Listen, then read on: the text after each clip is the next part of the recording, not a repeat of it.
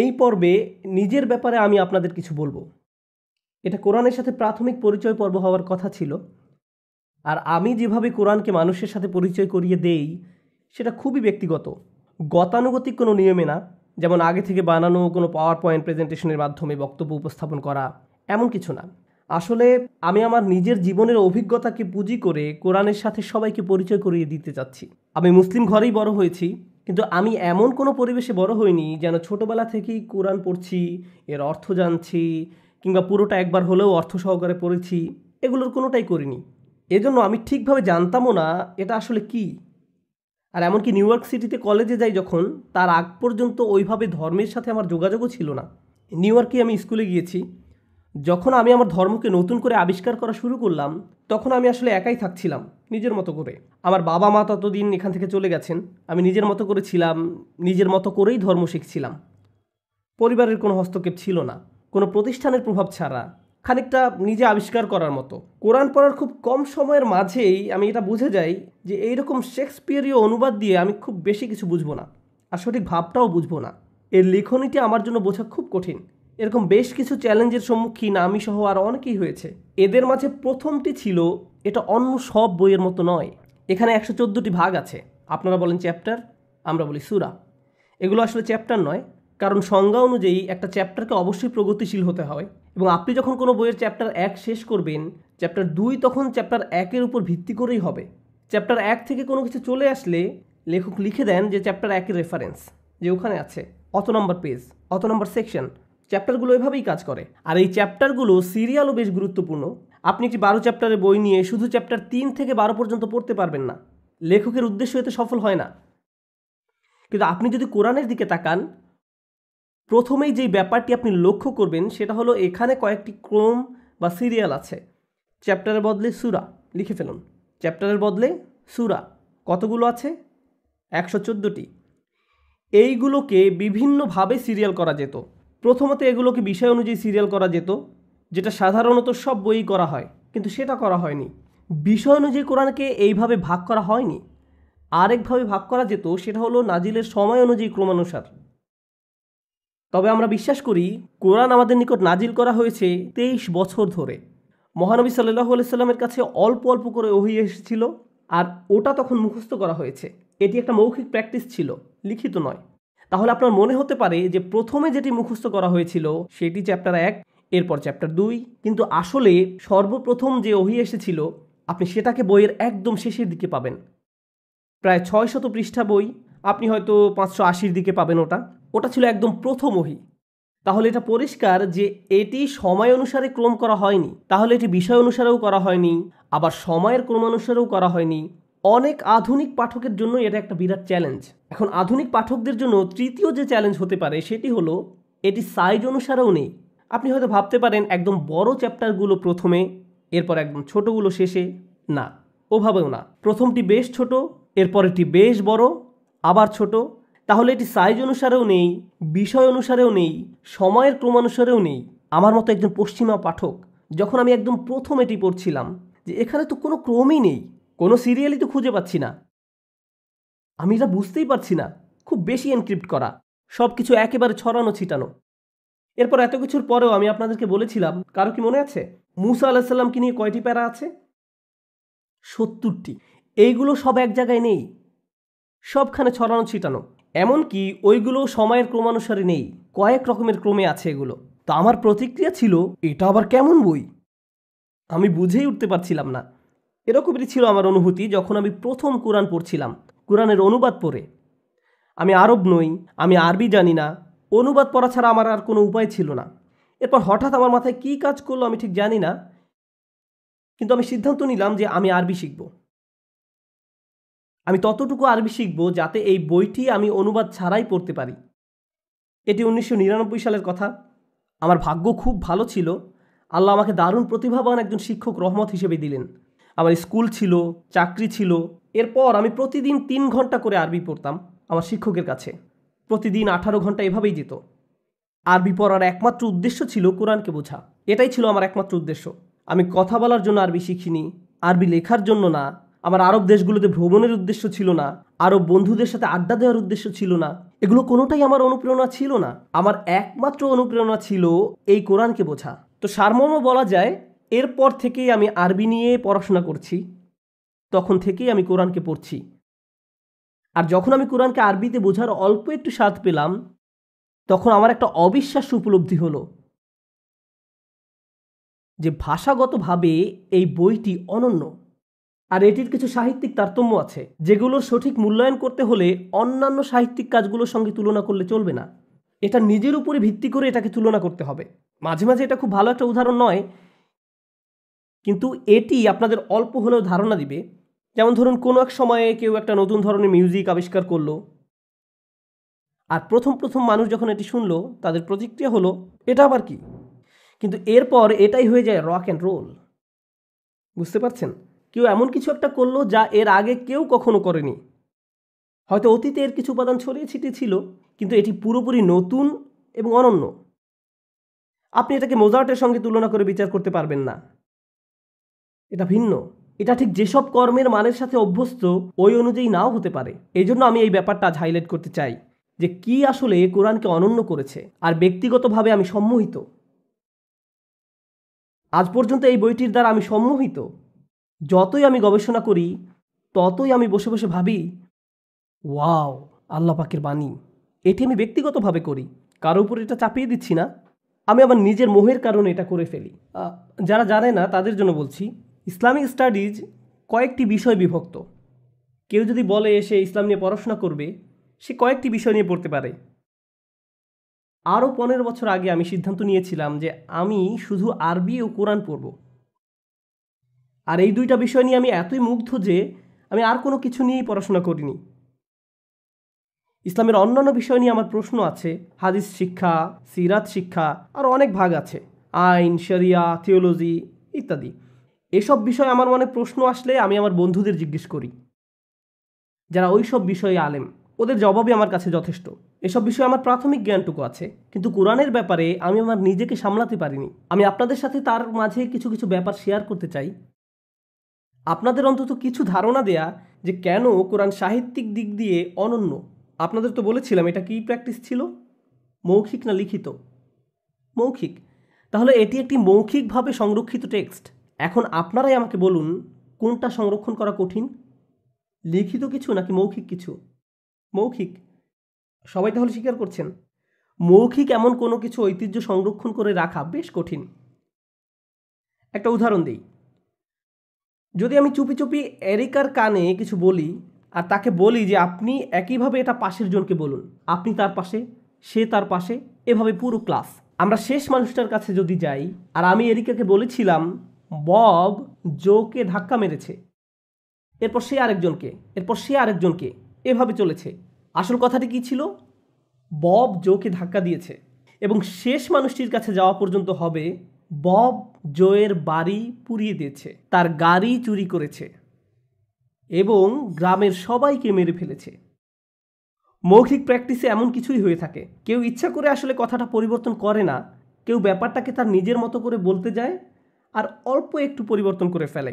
কেউ অর্ধেক ভাগ, কেউ 1 ভাগ, আরেকজন 1 ভাগ, কেউ বা 2 ভাগ, এভাবে পরিবর্তন হয়। 2% কোনো ক্ষতি করার কথা না, তাই না? কিন্তু এটি যখন একটা বিপুল পরিমাণে লোকজনের মাঝ দিয়ে যায়, তখন আর এটাকে চেনাই যায় না।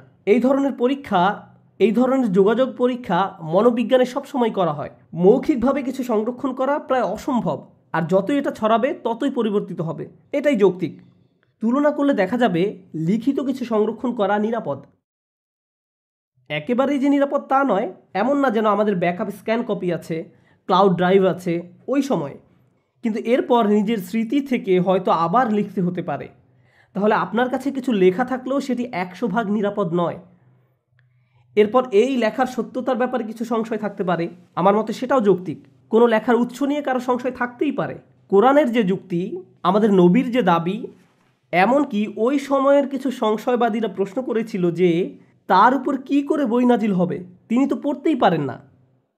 তিনি যে কোনো বই লিখতে পারবেন না তা তো স্পষ্ট, কিন্তু তিনি তো পড়তেও পারেন না। তাহলে কিভাবে তিনি লিখবেন? এটি ছিল শুধুই মৌখিক। এরপরে বইটি যখন সংকলন করা হয়, তখন এটি মৌখিক ছিল না, এটি লিখিত ছিল, কিন্তু ওই মৌখিক ক্রমে ছিল না যেটা আমি বলেছি, যেটি আরেকটা জটিলতা বাড়িয়ে দেয়। এখন মুগ্ধ করার ব্যাপার হলো রাসূল সাল্লাল্লাহু আলাইহি সাল্লামের এই ক্যারিয়ারে রাসূল সাল্লাল্লাহু আলাইহি সাল্লাম 23 বছর কাটিয়েছেন একজন রাসূল হিসেবে। এই সময়ের মাঝে প্রায় লক্ষের কাছাকাছি মানুষ মুসলমান হয়েছে, আর এর মাঝে অনেকেই, বেশ কিছু মানুষ পুরো কোরআনটা মুখস্থ করেছে, পুরো আজকের 600 পৃষ্ঠা।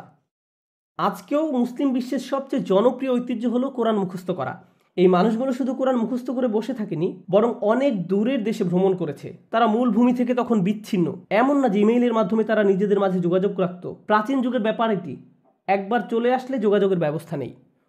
যদি কোনো বার্তা পাঠাতেই হয় কয়েক মাস লেগে যেতে পারে, কারণ ঘোড়া তার মতো করে সময় নেয়। এই মানুষগুলো ছড়িয়ে পড়লো, আর তারা তাদের নিজেদের গ্রামে কোরআন শেখানো শুরু করলো। এখন যদি আপনি যৌক্তিকভাবে দেখেন, এরকম অনুমান করতে পারেন যে 1 বছরের মাঝে তাদের মধ্যে 1000 রকম কোরআন থাকা উচিত। এরকম একটা মৌখিক টেক্সট অগণিত পরিবর্তিত রূপ থাকা উচিত ছিল। এমনটাই হওয়া উচিত। আমরা সময় টেনে আজকের দিনে 2013-তে চলে আসি। আরভিং মসজিদে কোরআন মুখস্থের একটা প্রোগ্রাম আছে। ছেলেপেলেরা এখানে কোরআন মুখস্থ করে। আমার মেয়ে কোরআন মুখস্থ করে পার্ট টাইম, আমিও কোরআন মুখস্থ করি পার্ট টাইম। এভাবে পার্ট টাইম করে আমি প্রায় অর্ধেকটা মুখস্থ করেছি। বেশ অলস আমি, এতদিনে আমার শেষ করে ফেলা উচিত ছিল। তো পার্ট টাইমে অর্ধেকটা মুখস্থ করেছি এই জন্য না যে আমার ফটোগ্রাফি মেমোরি আছে, বরং কি যেন আছে এই বইটাতে। এটি মুখস্থ করা বেশ সহজ। আমি এরপর মালয়েশিয়া গেলাম, আমি মালয় ভাষা জানি না। আমি এরপর নামাজি ইমামতিতে দাঁড়ালাম। আর যখন আমরা নামাজি ইমামতি করি, আমরা নিজেদের স্মৃতি থেকে কোরআনের কিছু অংশ তেলাওয়াত করি। আমি ইমামতি করছি, কোরআন জোরে জোরে তেলাওয়াত করছি। আমার পিছনে কিছু ছোট বাচ্চারা আছে যারা কোরআন মুখস্থ করছে।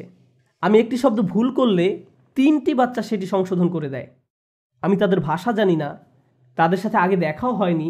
তারা আমাকে এয়ারপোর্টে নামাজ পড়তে দেখেছে, সুতরাং তারাও যোগ দিয়েছে।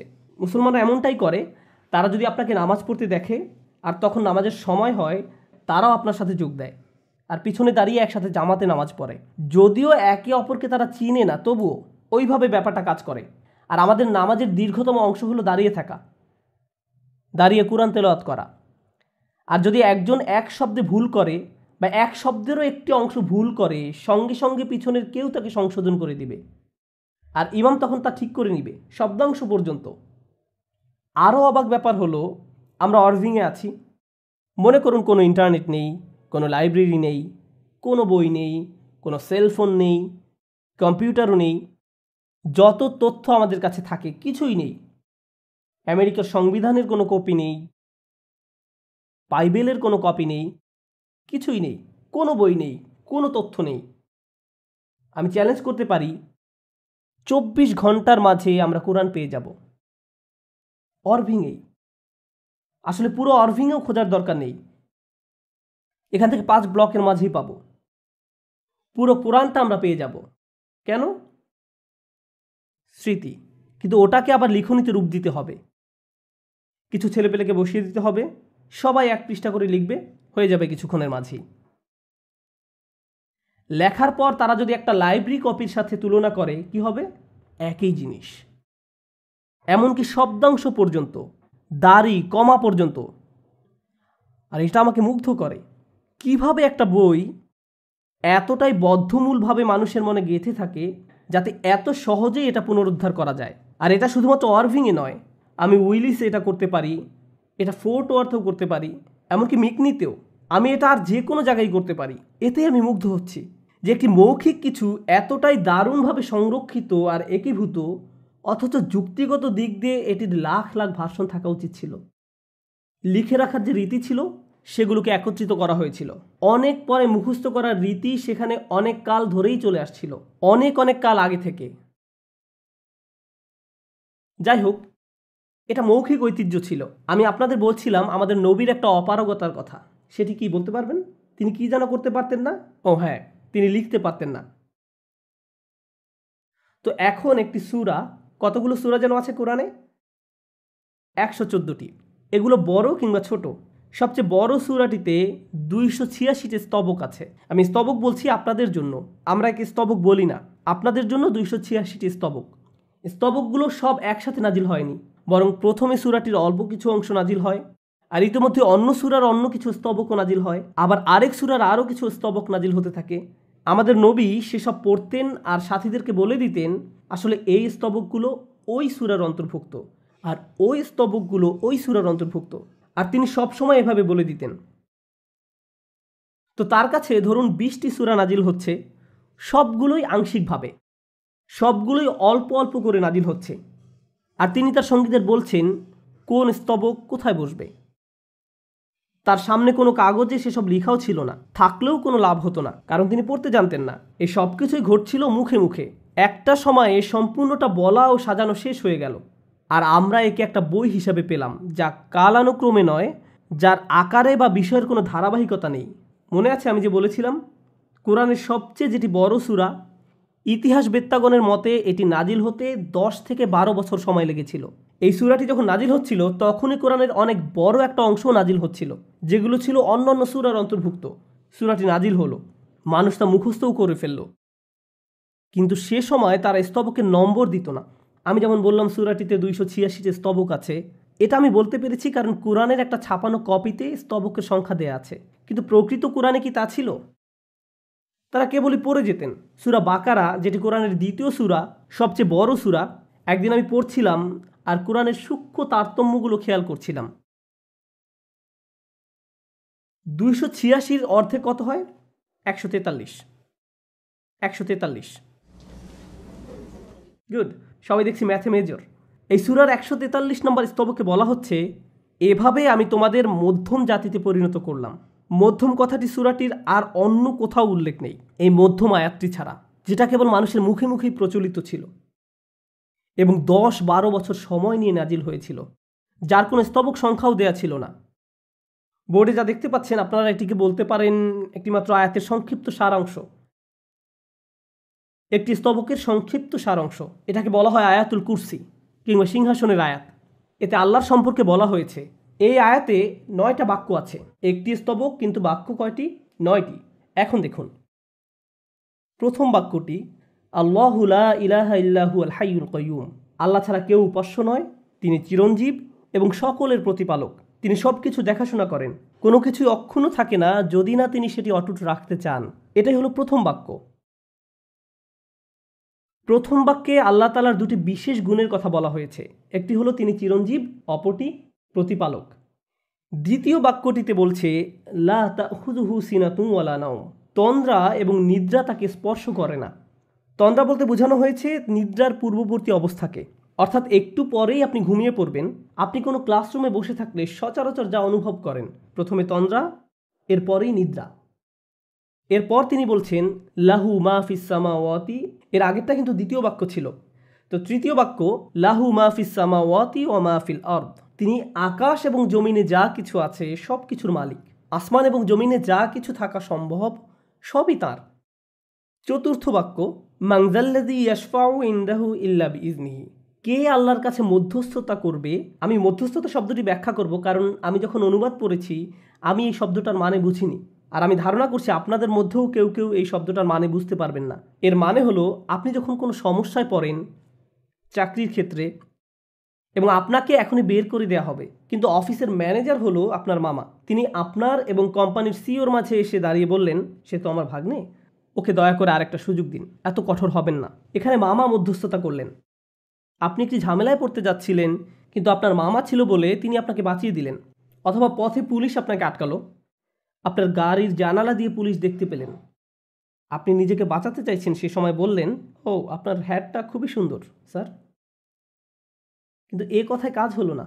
এরপর আপনি যখন লাইসেন্স বের করছেন তখন বললেন আমার ভাইও কিন্তু পুলিশে চাকরি করে। ও তাই নাকি, কোন এলাকার? আমি তো ওকে চিনি। আচ্ছা আপনি যান, সাবধানে চালাবেন। ফ্র্যাঙ্কের নামে সেই আইডি কার্ডটি মধ্যস্থতা করেছে।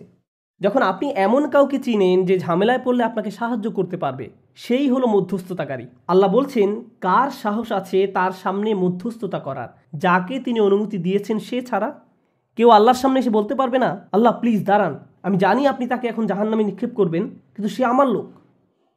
এরকমটা সম্ভব নয় যদি না আল্লাহ এর অনুমতি দিয়ে থাকেন। তো তিনি এমন ঘটনার বর্ণনা দিলেন যা হওয়া সম্ভব নয়, তবে কিছু ব্যতিক্রম রয়েছে। এই ব্যতিক্রমটা কেমন আমরা তা এখনো জানি না, আমরা শুধু জানি তার অনুমতি ছাড়া এমন হওয়া সম্ভব না। এটা ছিল চতুর্থ বাক্য। পঞ্চম বাক্য, তিনি জানেন সামনে কি আছে অর্থাৎ তাদের ভবিষ্যৎ, এবং তাদের পিছনে কি আছে অর্থাৎ তাদের অতীত। তিনি তাদের ভবিষ্যৎ ও অতীত জানেন। এরপর তিনি বলছেন ওয়ালা ইউহিতুনা বিশাইইম মিন ইলমিহি ইল্লা বিমা শা। তার জ্ঞানের কিছুই তারা জানে না তিনি যতটুকু জানতে দিয়েছেন তা ছাড়া। তিনি সব কিছুই জানেন আর আমরা কিছুই জানি না, তাও যতটুকু জানি সেটা জানতে পেরেছি কারণ তিনি জানতে দিয়েছেন। সুতরাং আমরা যা জানি সেটা হলো ব্যতিক্রম, যা তিনি আমাদের জানতে দিয়েছেন। তারপর তিনি বলছেন ওয়াসিআ কুরসিয়ুহুস সামাওয়াতি ওয়াল আরদ। তার রাজকীয় সিংহাসন বিশ্ব জুড়ে ব্যাপৃত, অর্থাৎ তার সকল সৃষ্টি তার রাজত্বে রয়েছে, তার আরশের নিচে। আমরা জানি সিংহাসন প্রাসাদের খুবই ছোট একটা অংশ জুড়ে থাকে, প্রাসাদের সবচেয়ে গভীরে থাকে রাজকীয় আসন। আপনার সিংহাসন হয়তো বিশাল, কিন্তু তারপরও প্রাসাদের তুলনায় তা খুবই ক্ষুদ্র। আল্লাহ বলছেন তার সিংহাসনটাই সারা বিশ্বে ছড়িয়ে রয়েছে। শুধু সিংহাসন, প্রাসাদের কথা তো বাদই দিলাম। এভাবে তিনি তার মহামান্বিত ঐশ্বর্য বর্ণনা করেছেন। যাই হোক, এরপর তিনি বলছেন ওয়ালা ইয়াউদুহু হিফযুহুমা। আসমান সমূহের রক্ষণাবেক্ষণে, আসমান জমিনের এই রক্ষণাবেক্ষণ কাজে তিনি ক্লান্ত হন না। ক্লান্তির অনুভূতি কিন্তু রক্ষণাবেক্ষণের সাথে জড়িত। অ্যাকশন মুভিগুলোতে দেখবেন সিকিউরিটি গার্ডরা সবসময় কি করে বলুন তো? সেই সুযোগেই সবাই পার পেয়ে যায়, কারণ সিকিউরিটি গার্ড ঘুমিয়ে পড়ে। আপনি যখন কোনো কিছুর পাহারা দিবেন স্বভাবতই আপনার ঘুম পাবে। আল্লাহ বলছেন আসমান এবং জমিন পাহারা দিয়ে তিনি ক্লান্ত হন না। এরপর বলছেন ওহুয়াল আলিউল আযীম, তিনি সর্বোচ্চ, সর্বশ্রেষ্ঠ। 9টা বাক্য হলো তো, তাই না? 1 2 3 4 5 6 7 8 9, সবাই 9টা বাক্য দেখতে পাচ্ছেন তো? এবার একটা মজার জিনিস দেখুন। প্রথম বাক্যে আল্লাহর দুটি বিশেষ গুণের কথা বলা হয়েছে, নবম বাক্যেও আল্লাহর দুটি বিশেষ গুণের কথা বলা হয়েছে, দেখতে পাচ্ছেন? দ্বিতীয় বাক্যে বলছে তাকে তন্দ্রা ও নিদ্রা স্পর্শ করে না। আর তন্দ্রা এবং নিদ্রা কিসের কারণে আসে? 8 নম্বর বাক্যে দেখুন কি লেখা আছে, ক্লান্তি। তৃতীয় বাক্য বলছে তিনি সব কিছুর মালিক, আর শেষ থেকে তৃতীয় বাক্য বলছে তার আসন সব কিছুকে ব্যাপৃত করে আছে। চতুর্থ বাক্য বলছে কেউ আল্লাহর কাছে মধ্যস্থতা করতে আসবে না, ব্যতিক্রম হলো যাকে তিনি অনুমতি দিয়েছেন। আর শেষ থেকে চতুর্থ বাক্যে বলছেন তারা কিছুই জানে না, ব্যতিক্রম হলো যা তিনি জানতে দিয়েছেন। দুটি বাক্যে দুই ধরনের ব্যতিক্রমের কথা বলছেন, আর একদম মাঝের বাক্যটিতে বলছেন তিনি জানেন সামনে যা আছে এবং পিছনে যা আছে। এতে যেন এটা বোঝা গেল যে সাহিত্যিক দিক থেকে তিনি বলছেন তিনি জানেন প্রথমের আর শেষের বাক্যগুলোতে মিল রয়েছে। এখানে একটা সিমেট্রি কাজ করছে। এটাই একমাত্র সিমেট্রি উদাহরণ নয়, এরকম আরও শত শত উদাহরণ আছে কোরআনে। আর কোরআনের সাহিত্যিক সৌন্দর্য এর কেবল একটা বিভাগ। আমি আপনাদের এরকম আরও একটা উদাহরণ দেখাতে চাই। আমি আগেও বলেছি কোরআন ছিল মৌখিক ঐতিহ্য, আর মৌখিক ঐতিহ্যে যদি আপনি একবার কিছু মুখস্থ করে ফেলেন, আপনি যা শুনছেন তাই বলতে থাকেন, 100 বার পুনরাবৃত্তি করেন, তার মানে এক্ষেত্রে কোনো পরিবর্তনের সুযোগ নেই। কোরআনের অনেকগুলো ঘোষণার মধ্যে আমার একটা প্রিয় ঘোষণা হলো ওয়ারাব্বাকা ফাকাব্বির। সংক্ষেপে অনুবাদ করলে দাঁড়ায় কেবল তোমার রবের মহিমা প্রকাশ করো। তাহমিন, বোর্ডে এটা লিখে দিতে পারবেন প্লিজ, অক্ষরগুলো আলাদা আলাদা করে?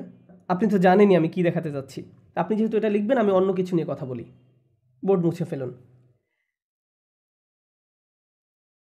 বোর্ড মুছে ফেলুন। আমি আপনাদের কোরআনের একটা গভীর বিষয়ের উদাহরণ দিতে চাই, কোরআনকে কিভাবে বিন্যস্ত করা হয়েছে সেই বিষয়ে। কোরআনে অনেক কাহিনী রয়েছে, আমার খুব প্রিয় একটা কাহিনী হলো জোসেফের কাহিনী, জোসেফের গল্প। কোরআনের 12 নম্বর সূরাটি জোসেফের জীবন কাহিনী নিয়ে। তাহমিন, আমি আরবিতে লিখব। আচ্ছা, আমি লিখে ফেলি।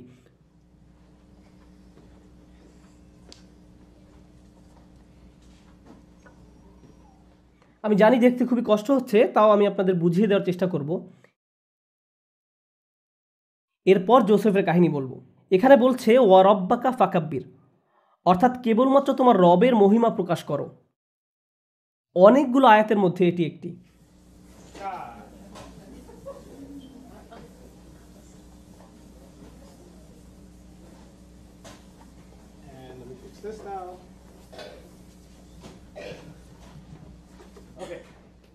এই কথাটি একটা আলোচনার অংশ বিশেষ, একটা প্যারা থেকে আমি একটা বাক্য বলছি।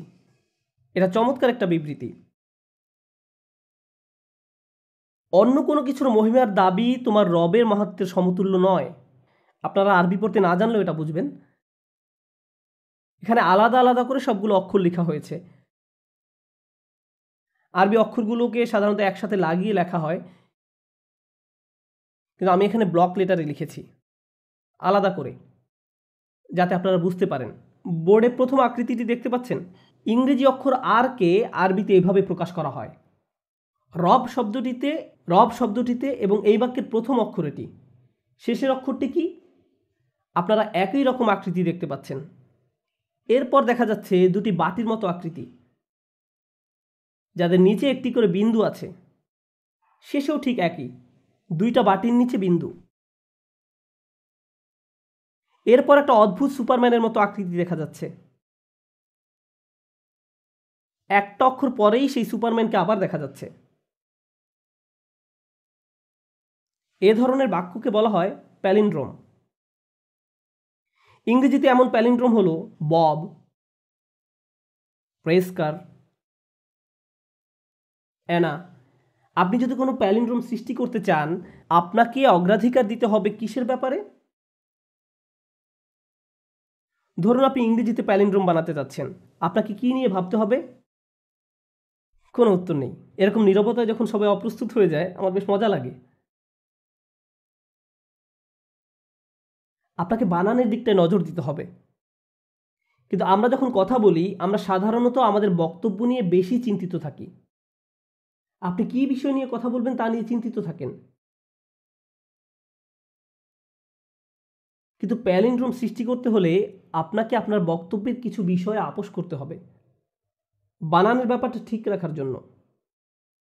আর বানান ঠিক রাখতে হলে আপনাকে মূল বিষয়ে কিছুটা পরিবর্তন করতে হবে, কারণ এক্ষেত্রে আপনি এটা ভাবছেন না আপনি কি বলতে চাইছেন, বরং ভাবছেন এটা কেমন শোনাবে, সেটাই অগ্রাধিকার পাবে। তো ইংরেজিতে যখন প্যালিন্ড্রোম লিখি, আমরা শব্দটির অর্থের বা প্রয়োগের দিকে বেশি নজর দেই না। বিবৃতিটি ছিল কেবলমাত্র তোমার রবের মহিমা প্রকাশ করো। এটা কি কোনো অপূর্ণাঙ্গ বাক্য?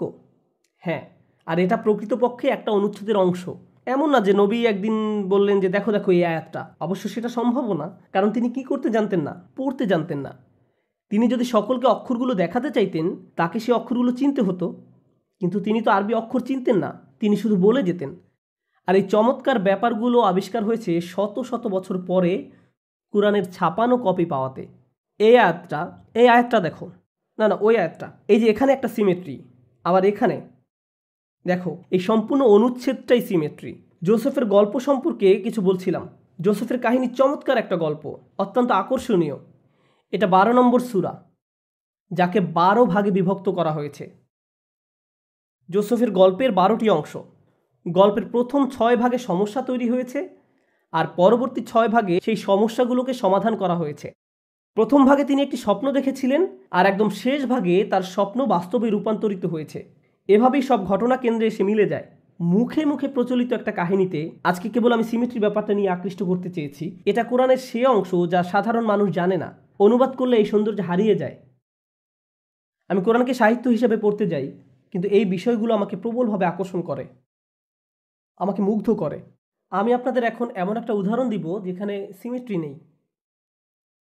এই উদাহরণ কোরআনের সূক্ষ্ম তারতম্যের, যেই সৌন্দর্য কোরআনের ভাষা অনুবাদ করলে হারিয়ে যায়। আপনারা মুসা আলাইহিস সালামের কাহিনী শুনেছেন। আমি মুসা আলাইহিস সালামকে নিয়ে কথা বলবো। মুসা আলাইহিস সালামের শিশুকালে একটা বিপজ্জনক খেলার অভিজ্ঞতা হয়েছিল। কিসের কথা বলছি বলতে পারেন? বাস্কেট। তাকে বাস্কেটে ভরে নদীতে ফেলা হয়েছিল। একজন মা যিনি নিজের সন্তানকে খরস্রোতা পানিতে নিক্ষেপ করেন, একটা ঝুড়িতে ভরে। এই ঝুড়িটা অধিক ঝক্কি সহ্য করার জন্য উপযুক্ত কিনা সেটাকে আগেই পরীক্ষা করে দেখেছিলেন? অবশ্যই না, অবশ্যই না। তবে সেই মায়ের সামনে আর কোনো পথও খোলা ছিল না। তিনি বাচ্চাটিকে নিলেন এবং ঝুড়িতে ঢুকিয়ে পানিতে ছেড়ে দিলেন। ঝুড়িটা ভেসে যেতে থাকলো, এবং একটা সময় আসলো যখন তিনি আর সেটা দেখতে পাচ্ছিলেন না। আর সেই সময়টায় তার হৃদয় যেন কষ্টের সাগরে ডুবে যেতে লাগছিল। কোরআনে বলা হচ্ছে, ওয়া আসবাহা উম্মি মুসা ফারিগান ইন কাদাত লা তুবদি বিহি লাউলা আর রাবাতনা আলা কলবিহা লিতাকুনা মিনাল মুমিনিন। সকালে মুসার মায়ের অন্তর অস্থির হয়ে পড়ল, যদি আমি তার হৃদয়কে দৃঢ় করে না দিতাম তবে তিনি মুসাজনিত অস্থিরতা প্রকাশ করেই দিতেন। দৃঢ় করলাম যাতে তিনি থাকেন বিশ্বাসীগণের মধ্যে। এই আয়াতে বলা হয়েছে মুসা আলাইহিস সালামের মায়ের মন একেবারে অনুভব শূন্য হয়ে পড়েছিল। এতটাই কষ্ট হচ্ছে আপনার যে মানুষ আপনার চোখের সামনে হাত নাড়ালেও আপনি টের পাচ্ছেন না, খাওয়া দাওয়া বন্ধ করে দিয়েছেন, কথা বলেন না, সব সময় চুপচাপ থাকেন, আপনি মর্মাহত, আপনার মন আঘাতে জর্জরিত। এমনটাই ছিল মুসা আলাইহিস সালামের মায়ের মানসিক অবস্থা। এরপর বলা হচ্ছে ইনকাদাত লাতুবদি বিহি, তিনি আরেকটু হলেই মানুষকে সব বলে দিতেন আর নদীর দিকে হাত বাড়িয়ে বলতে থাকতেন, আমার বাচ্চা, আমার বাচ্চা। কিন্তু এই কাজটা করলে সমস্যা ছিল।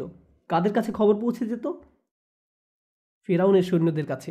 একজন মায়ের তার সন্তানের পিছনে ছুটে যাওয়ার স্বভাবগত বৈশিষ্ট্যকে তার নিজের মধ্যে চাপিয়ে রাখতে হয়েছিল। প্রথম কষ্ট ছিল তার সন্তানকে পানিতে ছেড়ে দিতে হয়েছিল, আর দ্বিতীয় কষ্ট ছিল তিনি সে কষ্ট কারো কাছে প্রকাশও করতে পারেননি।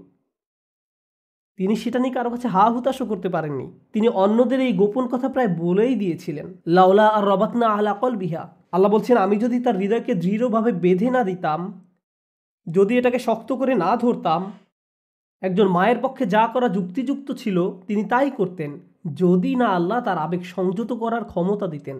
লিতাকুনা মিনাল মুমিনিন, যেন সে তাদের অন্তর্ভুক্ত হয় যারা প্রকৃত ঈমানদার। যে কারণে আমি এই চমৎকার আয়াতটি নিয়ে কথা বলতে চাচ্ছি তা হলো তার হৃদয়ের কথা এখানে দুইবার বলা হয়েছে। মুসা আলাইহিস সালামের মায়ের মন নিয়ে দুইবার কথা বলা হয়েছে। একবার যখন তা অনুভব শূন্য হয়ে পড়ল, আর দ্বিতীয়বার যখন আল্লাহ সেটিকে দৃঢ় করলেন, তাই না? একবার হৃদয়ের শূন্যতা আর একবার আবেগকে ধরে রাখা হয়েছিল। মজার ব্যাপার হলো ইংরেজিতে হৃদয়ের জন্য কেবল একটা শব্দ রয়েছে, হার্ট। আরবি ভাষায় এর জন্য বেশ কয়েকটা শব্দ রয়েছে। কোরআনে প্রথম যখন তার মনের অবস্থা বলা হয়েছে তখন একটি শব্দ ব্যবহৃত হয়েছে, আর দ্বিতীয়বারে অপর একটি শব্দ ব্যবহৃত হয়েছে। প্রথমবার ফুয়াদ শব্দটি উল্লেখ করা হয়েছে, আর ফুয়াদ শব্দটি এসেছে আরবিতে ফাআদা থেকে, কোনো কিছু ঝলসানো। ফুয়াদ হলো একটা মাংসপিণ্ড যা আগুনে জ্বলছে, এটাই হলো ফুয়াদের অর্থ। আল্লাহ তার মনের অবস্থা বলছেন যেন তাতে আগুন জ্বলছিল। আরবিতে যখন কেউ উত্তেজিত হয়ে পড়ে, ক্রোধে, ভয়ে, দুঃখে, রাগে কিংবা অন্য যে কোনো কারণে যদি আপনি অত্যন্ত আবেগী হয়ে পড়েন, তখন হৃদয়কে আর হৃদয় বলা হয় না, তখন একে বলা হয় মাংসপিণ্ড যাতে আগুন জ্বলছে। কিন্তু যখন হৃদয় সুস্থিত থাকে, একে বলা হয় এমন মাংসপিণ্ড যার কেবল স্পন্দন আছে, কল্ব। কল্ব শব্দটির আসল অর্থ হলো পরিবর্তন, কারণ হৃৎপিণ্ড সর্বক্ষণ স্থান পরিবর্তন করছে, স্পন্দিত হচ্ছে। আয়াতটির প্রথম অর্ধাংশে ফুয়াদ শব্দটি ব্যবহৃত হয়েছে, আর দ্বিতীয় অর্ধাংশে ব্যবহৃত হয়েছে কল্ব। অন্য কথায়, এখন সহজ ভাষায় বলছি, প্রথম অর্ধাংশে হৃৎপিণ্ডকে একটা মাংসপিণ্ডের সাথে তুলনা করা হয়েছে যা আগুনে দগ্ধ, আচ্ছন্ন, যেটা ঝলসে যাচ্ছে। এখন বলুন, আয়াতের প্রথমাংশে কি ঘটেছিল? বাচ্চা পানিতে ভেসে চলে যাচ্ছিল আর তিনি নিজেকে সংবরণ করছিলেন। আর দ্বিতীয় অর্ধাংশে আল্লাহ সেই আগুন নিভিয়ে দিলেন, তাকে শান্ত করলেন যেন তিনি নিজেকে সংযত রাখতে পারেন। আর এখানে আল্লাহ যে শব্দটি ব্যবহার করেছেন তা হলো কলব, সাধারণ শব্দটি। কোরআনের এই বিষয়গুলো সেই মায়ের আবেগের চড়াই উতরাই হৃদয় বিষয়ক কেবলমাত্র দুটি শব্দের মাধ্যমে আল্লাহ বুঝিয়ে দিলেন। তার মানসিক অবস্থার সম্পূর্ণ চিত্র এখানে বর্ণিত হয়েছে। এই বিষয়গুলোই অনুবাদে পরিলক্ষিত হয় না, হারিয়ে যায়। কোনোভাবেই অনুবাদে তা সংরক্ষণ করা সম্ভব হয় না। কোরআনের অনুবাদ বিষয়ক আমার শেষ কথা, আমি যখন প্রথম এই জিনিসগুলো আবিষ্কার করলাম, আমি ভাবতাম আমার নিজস্ব প্রজেক্ট হলো, যেমনটা আমি আগেই বলেছি, আমি যখন প্রথম এই জিনিসগুলো আবিষ্কার করলাম, আমি ভাবতাম মানুষের এসব জানা উচিত, তাদের ধর্ম পরিবর্তনের জন্য নয়। এখানে মানুষকে ইসলাম ধর্মে ধর্মান্তরিত করার জন্য আমি আসি না। না, আমি শুধু মনে করি যে কোরআনে একটি স্মরণীয় কীর্তি, একটি অসাধারণ সংযোজন মানব জগতের লাইব্রেরিতে। আমরা অবশ্যই বিশ্বাস করি এটি আল্লাহ তাআলার কথা, এটা আমি বিশ্বাস করি এবং মুসলিমরা বিশ্বাস করে।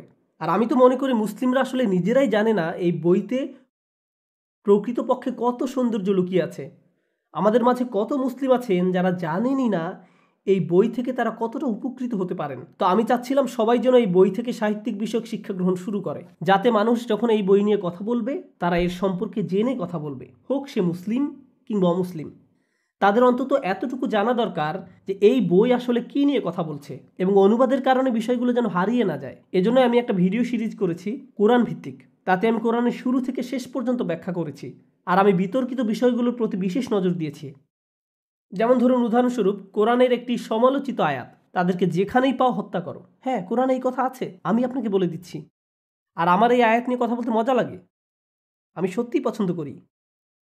কেন জানেন? কারণ আমি মনে করি যদি এই আয়াতের মর্মার্থ মানুষকে যথাযথভাবে বোঝানো হয়, এর অর্থের কোনো তারতম্য না করে, কোনো ফাঁকি দেওয়া ছাড়াই এই আয়াতের ঐতিহাসিক প্রেক্ষাপট থেকে সঠিকভাবে বিবেচনা করলে এই আয়াত নিয়ে কথা বলতে আমার বিন্দুমাত্র লজ্জাবোধ করবে না, বরং আমি এই আয়াত নিয়ে গর্ববোধ করি। আর আমি মনে করি যে কোনো সভ্য মানুষেরই একই অনুভূতি হবে। এই আয়াত নিয়ে কখনো সেভাবে কথাই বলা হয়নি। মাঝে মাঝে এমন হয়, আমি প্লেনে বসে আরবিতে কোরআন পড়ছি, আমার পাশের মানুষটি জিজ্ঞেস করলো, আপনি কি পড়ছেন? আমি উত্তর দিলাম, কোরআন।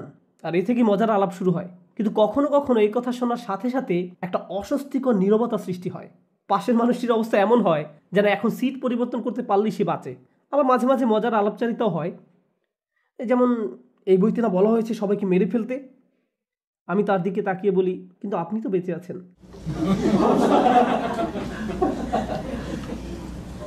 এই আয়াতে আসলে কি বলা হয়েছে? অন্য কোনো সেশনে আমি হয়তো আপনাদের কাছে তা ব্যাখ্যা করার সময় পাবো। সবসময় কোরআনের এই আয়াতগুলো তুলে ধরা হয়, আর এই সবগুলো আয়াত সবাই ব্যবহার করে এটা বলার জন্য যে মুসলিমদের চোখে চোখে রাখতে হবে, দেখো ওদের কিতাবে কি লেখা আছে। আমি এ ধরনের খেলা পছন্দ করি না। আর আপনারা খেয়াল করে দেখবেন, আপনারা চাইলে যে কোনো বইয়ের সাথে এই কাজটি করতে পারেন। যে কোনো ধর্মীয় ঐতিহ্যের সঙ্গে খুব সহজে এই খেলা খেলতে পারবেন। কিন্তু আপনি যদি সরল মনে কাউকে জিজ্ঞেস করতেন, আমি শুনেছি আপনাদের বইতে অমুক বিষয়ে কথা বলা হয়েছে, বিষয়টি আসলে কি প্রসঙ্গে বলা হয়েছে, আপনারা এই আয়াতটি কিভাবে 1400 বছর ধরে বুঝে আসছেন, অথচ কখনো এ নিয়ে কোনো সমস্যা হয়নি, আর বর্তমান সময়ে কেনই বা এ নিয়ে এত অরাজকতার সৃষ্টি হলো? এ ধরনের আলোচনা হওয়া খুবই জরুরি, আমাদের এসব বোঝা উচিত। আমি মন থেকে বলছি, একদম শেষে আপনাদের যা বলতে চাই তা হলো, এই বইটি একে এর প্রকৃত অর্থে বোঝার দাবি রাখে, যে অর্থে বইটি কথা বলছে। আর আমি আশা করি যে এক্ষেত্রে আমি সামান্য হলেও অবদান রাখতে পারবো। আর আপনাদের বলছি, বিশেষ করে যারা আজকে আমাদের অতিথি, আমি আপনাদের স্বাগত জানাচ্ছি আমার সাথে যোগাযোগ রাখার জন্য, কিংবা এই প্রশংসনীয় মানুষদের সাথে যারা এই অনুষ্ঠানটি পরিচালনা করছেন। আমি এই মসজিদের কোনো অফিসিয়াল সদস্য নই, আমি কেবল এই কমিউনিটির সদস্য। আমার স্কুল রাস্তার ওপারে, আমি সেখানে আরবি শিখাই, কিন্তু আমি সুযোগ পেলে এখানে আসি। যোগাযোগ রাখার জন্য আপনাদের সকলকে স্বাগত জানাচ্ছি। আমি বোর্ডে আমার ইমেল অ্যাড্রেস লিখে যাব, আপনারা ইমেল করতে পারেন, আমরা কথা বলবো যদি সময় হয়। আমার আসলে খুব একটা সময় হয় না, কারণ আমাকে অনেক জায়গায় যেতে হয় আর অনেক ক্লাস নিতে হয়, কিন্তু সময় পেলে আমরা একত্রিত হব, বসে কথা বলবো। আমার কোনো সমস্যা নেই এতে, আমি কিছুই মনে করি না। কারণ আমি মন থেকে বিশ্বাস করি যদি মুসলিমরা অমুসলিমদের আর অমুসলিমরা মুসলিমদের সঠিকভাবে চিনতে পারে, তবে আমরা হতে পারি এমন দৃষ্টান্ত যে সমাজে মানুষ শুধু একে অপরের সাথে বসবাস করছে না, একে অপরকে সহ্য করছে না, বরং একে অপরকে সাহায্য করছে এবং শ্রদ্ধা প্রদর্শন করছে। সহনীয়তা কোনো কৃতিত্ব নয়, আমার মনে হয় না সহনীয়তা কোনো অর্জন, তবে সম্মানবোধ একটা অর্জন। আপনি কাউকে সম্মান প্রদর্শন করতে পারবেন না যদি আপনি তাকে না চিনতে পারেন। তবে এর জন্য আমাদের কষ্ট করতে হবে, মুসলিমদেরকে এবং অমুসলিমদেরকেও। আমরা যারা এমন উদ্যোগ নিতে চাই, আমি আপনাদের প্রশংসা করি যারা এখানে এসেছেন এবং যারা এই ধর্ম সম্পর্কে ও এই ধর্মাবলম্বী মানুষ সম্পর্কে আরও জানার চেষ্টা করছেন। আমি আশা করছি আমার কথা থেকে আপনারা কিছুটা হলেও উপকৃত হয়েছেন জানার পথে আপনাদের নিজস্ব যাত্রায়। আপনি বলেছেন তাদেরকে যেখানেই পাও হত্যা করো, এটার ব্যাখ্যা করবেন? ওহ মাই গড, আপনি এখনই এটা জানতে চান? আচ্ছা, আমি তাহলে বলছি এখানে কি নিয়ে কথা বলা হয়েছে। ইসলামের ঐতিহ্যে রাসূল সাল্লাল্লাহু আলাইহি সাল্লাম শান্তিপূর্ণভাবে মক্কা শহরের মানুষকে এই ধর্মের দিকে আহ্বান জানালেন। তখন তার বয়স 40।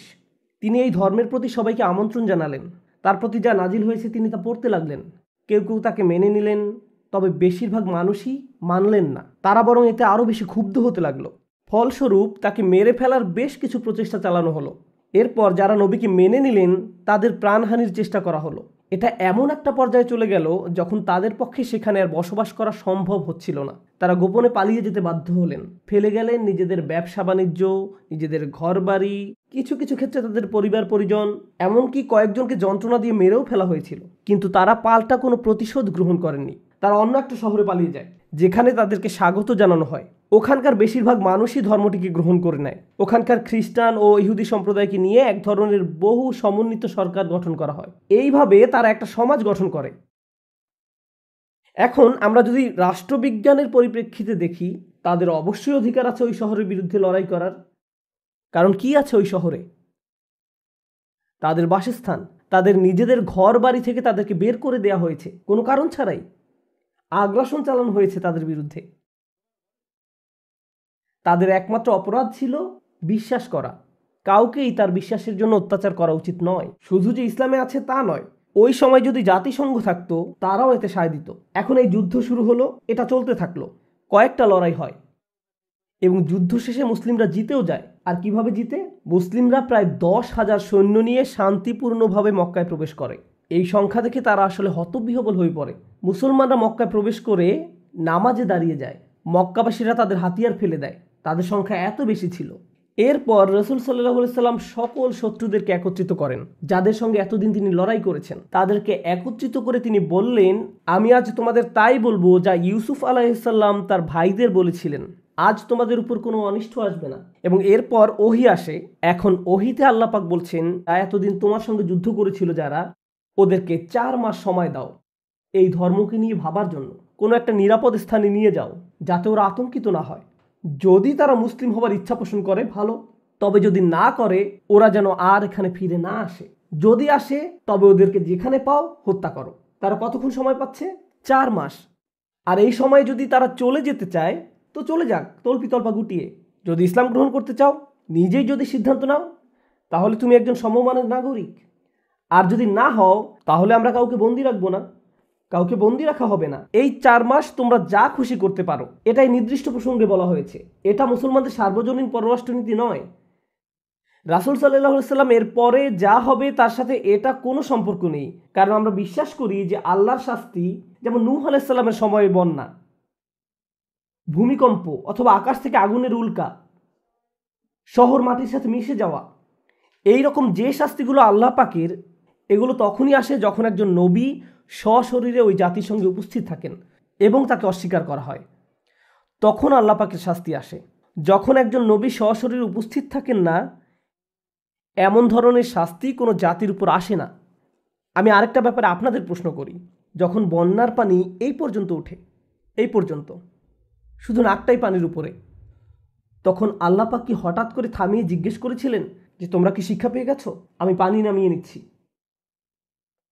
এমন কিছু কি ঘটে? আগুনের উল্কা যখন পড়ছিল আকাশ থেকে, কারো মাথায় পড়ার ঠিক আগ মুহূর্তে আল্লাহ পাক কি সেটা থামিয়ে দেন? আর বলেন তোমরা কি আর আল্লাহর শাস্তি নিয়ে মস্করা করবে? এরকম কিছু কি কখনো ঘটে? একবার যদি শুরু হয়, এটাকে আর থামানো যায় না। এটাই আল্লাহর প্রথা, এটা ইসলামিক প্রথাও সত্য। আবার বাইবেলে যে গল্পগুলো আছে তাতেও আমরা এর সত্যতা দেখি। আমরা এটাই বিশ্বাস করি। এখন আমাদের রাসূল সাল্লাল্লাহু আলাইহি সাল্লামের ক্ষেত্রে শাস্তি কোনো আগুনের উল্কা ছিল না, কোনো ঘূর্ণিঝড় বা বন্যা ছিল না। শাস্তি ছিল ওই মুসলিম বাহিনী যারা মক্কা দখল করে নিল। আল্লাহর প্রথা অনুযায়ী ওই সব লোক যারা আল্লাহ পাকের বিরুদ্ধে লড়াই করে তাদের কি করা হয়? ধ্বংস করে দেওয়া হয়। কিন্তু আল্লাহ পাক এবার আযাব থামিয়ে বলছেন 4 মাস তোমাদের সময়। এভাবে শাস্তি আর কখনো থামানো হয়নি। 4 মাস সময়। তোমরা ভাবো, যদি চলে যেতে চাও যাও, রোমে চলে যাও, অন্য কোথাও চলে যাও, না হলে আল্লাহ পাকের আযাব তোমাদের উপর আসবে। পূর্বের নবীদের ক্ষেত্রেও এমনটা করা হয়েছে। আল্লাহ পাক তাদেরকে ক্ষমা করেন না যারা তার নবীর উদ্দেশ্যকে ব্যর্থ করতে চেষ্টা করে। তারা সত্যিকারের অপরাধী। তখন এক লোক রাসূল সাল্লাল্লাহু আলাইহি সাল্লামের কাছে এসে বললেন, আমি জানি না তুমি কোথায় ছিলে, আমি আমার বাসায় ছিলাম। যখন তুমি এই ধর্ম প্রচার করছিলে আমি একবারও বের হইনি, আমি তোমাকে চিনিও না। মক্কা দখল করার পরে আমি তোমাকে চিনলাম, আমার কি হবে? তার ঘরে নিশ্চয়ই কোনো এক্সবক্স ছিল, সে ঘর থেকে বেরই হননি। তো তারপরে সে বলছে, আমার কি হবে, আমি তো তোমাদের বিরুদ্ধে লড়াই করিনি। নির্দিষ্ট আয়াত নেমে এসেছিল শুধুমাত্র এই ব্যতিক্রমী ঘটনার জন্য। আমি বলছিলাম যুদ্ধে অংশ নেওয়া সৈন্যদের কথা, আর তাদের আমি 4 মাস সময় দিয়েছি। আর তাহলে ওদের ব্যাপারে কি করব? আল্লাহ বলছেন, আর মুশরিকদের কেউ যদি তোমার কাছে আশ্রয় প্রার্থনা করে তবে তাকে আশ্রয় দেবে, যাতে সে আল্লাহর কালাম শুনতে পায়, অতঃপর তাকে তার নিরাপদ স্থানে পৌঁছে দেবে। এটা এজন্য যে সে এর জ্ঞান রাখে না। মূর্তি পূজারীদের মাঝে কেউ যদি তোমার কাছে এসে বলে, দেখুন এখানে কি হচ্ছে আমি কিছুই বুঝতে পারছি না, তাহলে তাকে তার মতো থাকতে দাও, তাকে নিরাপদ স্থানে রাখো, যতক্ষণ পর্যন্ত না সে আল্লাহ পাকের বাণী শুনতে পারে। আল্লাহ পাকের বাণী শোনার পর তাকে কোনো একটা নিরাপদ স্থানে পৌঁছে দাও, কারণ তারা এই ব্যাপারে জানতো না। তাহলে যারা এই ব্যাপারে জানে না, আপনার দায়িত্ব হলো তাদের রক্ষা করা। কোনো প্রসঙ্গ ছাড়া আপনি যা খুশি নিয়ে আসতে পারেন। আমি দৌড়াচ্ছি আমার বাচ্চার পেছনে, তার সাথে খেলছি আর বলছি আমি তোমাকে ধরবো, আমি একটা সিংহ, আমি তোমাকে খেয়ে ফেলবো। আমি প্রায় সময় এমন বলি। এখন আপনি যদি এটা রেকর্ড করেন, নুমান আলী খান সাহেব বলেছেন তিনি তার ছেলে মেয়েদের খেয়ে ফেলবেন, আমাদের কাছে রেকর্ডিং আছে, আপনি কি এটা বলেছেন স্যার? হ্যাঁ আমি বলেছি। আমার বাচ্চাকে জিজ্ঞেস করতে পারে তুমি কি ভয় পেয়েছিলে, সে বলবে আমি ভীষণ ভয় পেয়েছিলাম। কোন পরিপ্রেক্ষিতে কি বলা হচ্ছে? একটা লেখাকে খুব সহজেই বিকৃত করা যায়। এর মাঝের সৌন্দর্য হলো যখন আমি দেখি মানুষ কোরআনকে বিকৃত করছে, আমি আল্লাহ পাকের দেয়া কথার প্রমাণ পাই। কারণ তিনি বলছেন এটা দিয়ে তিনি অনেককে পথ দেখান, আবার অনেককে পথ থেকে সরিয়ে নেন। আর তারাই এ পথ থেকে সরে যায় যারা সত্যিকার ভাবেই অপরাধী। তারা খারাপ দিকেই এটাকে ব্যবহার করবে। আর যখন তারা এটা করে, ও আল্লাহ পাক আমাদের বলেছিলেনই এমনটা হবে। আচ্ছা, বাইবেলের বেশ কিছু ব্যাখ্যা আছে, বেশ কিছু ভার্সন আছে। কোরআনেরও কি এরকম ভার্সন বা ব্যাখ্যা আছে? কোরআনের লেখনী বা আয়াত একই, লেখার মাঝে কোথাও কোনো তারতম্য নেই। আলেমরা চেষ্টা করেছেন আল্লাহ পাকের বাণী বুঝতে হাজারে হাজারে, তবে এদের কাউকেই পবিত্র, বিশুদ্ধ, একদম নির্ভুল এমনটা মনে করা হয় না।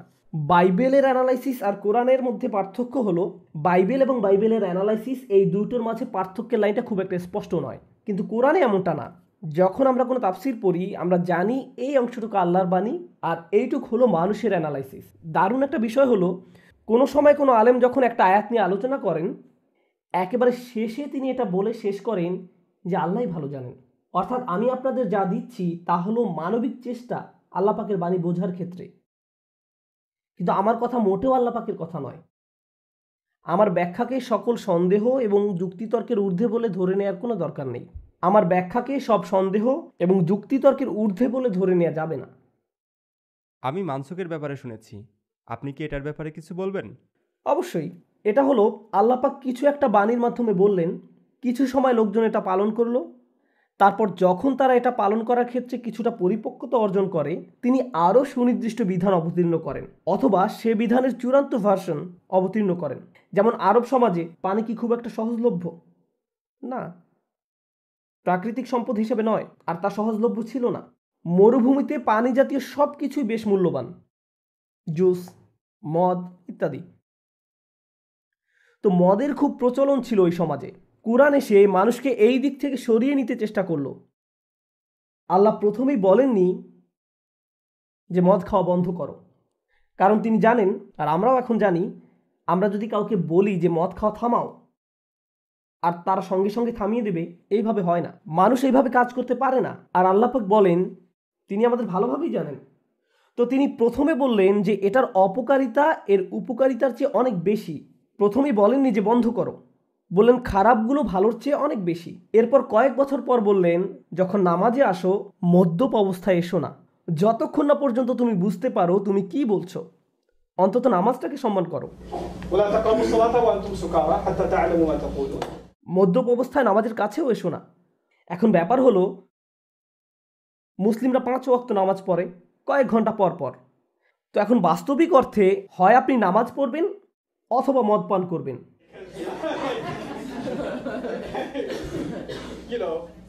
আর মদ খেলেও এখন আপনি আর বেশি খেতে পারবেন না। কেন?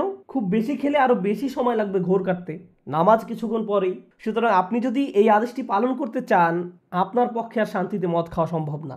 এরপর শেষ আদেশ আসে এই ব্যাপারে যে এটি শয়তানের একটি হাতিয়ার, এটা থেকে তোমরা দূরে থাকো। অতএব তোমরা কি এখনো নিবৃত্ত হবে না? মদ পান সম্পর্কে এটাই ছিল চূড়ান্ত আদেশ। এটাই হলো অ্যাব্রোগেশন, অর্থাৎ কিছু হালকাভাবে প্রথমে দেয়া হয়েছিল, এরপর আরেকটু, তারপর আরও একটু। একেবারে শুরুতেই বলা হয়নি যে এটি শয়তানের হাতিয়ার, তোমরা থামো। আমি ব্যক্তিগতভাবে নিজেই দেখি এর ফল। আমি আপনাদের বলছি না যে আপনারা মদ খান বলে আপনারা শয়তানের অনুসারী বা এমন কিছু, আমি এটা বলছি না। কিন্তু আমার সমাজে আমি মদের কুফল ঠিকই দেখি, সহজেই দেখা যায়। অপরাধ সংগঠনের পরিসংখ্যানের দিকে তাকান, আপনি নিজেই বলতে পারবেন। এর কুফল জানতে চান? কোনো এক শুক্রবার রাতে বেরিয়ে পড়ুন। কতজন মানুষ? আমি ঠিকই বিশ্বাস করি, খুব বেশি ব্যাখ্যার প্রয়োজন নেই। তো আল্লাহ বললেন এর কুফল এর সুফলের চেয়ে বেশি। কেউ হয়তো বলবে এটা আপনার রক্ত সঞ্চালনে বেশ উপকারী, রিল্যাক্স করতে সাহায্য করে, আরও কত কি। আল্লাহ পাকের প্রথম ধাপটি এটা ছিল না যে থামো, প্রথম ধাপ ছিল এর কুফল এর সুফলের চেয়েও অনেক বেশি। তো নামাজের সময় আসন্ন, আমাদের এখন থামতে হচ্ছে। আপনাদেরকে অসংখ্য ধন্যবাদ।